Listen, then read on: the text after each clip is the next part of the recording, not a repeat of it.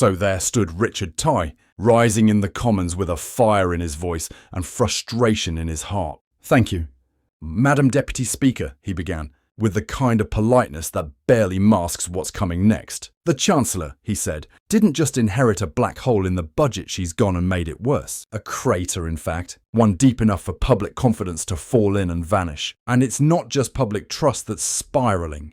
Business confidence, plummeting. Jobs, vanishing 250,000 of them since what he calls the blunder budget. Despite all the noise, all the shouting from the other side of the aisle, Richard laid it out plainly.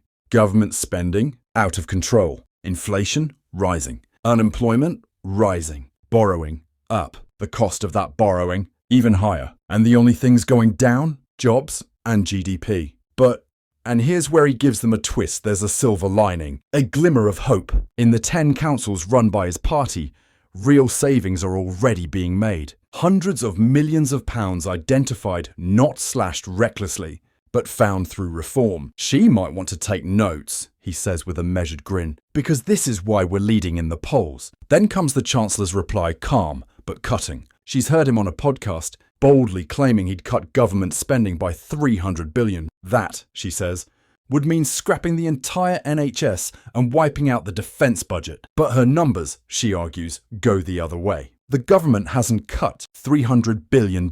They've increased spending by that much. Into what? Into schools, into hospitals, into trains and planes and national defence. She doesn't stop there. Because when I look across that aisle, she says, I see a party soft on defence, soft on workers' rights, and still dreaming of a privatised NHS. That's not what the British people want. And with that, the room fell back into its usual noise, but the lines had been drawn. This wasn't just another exchange in Parliament. It was a battle of visions, a country at a crossroads. And the stakes, as high as ever. The Commons may quiet down, but the real conversation starts with you. Hit like, drop a comment, share the truth, and subscribe to British Reports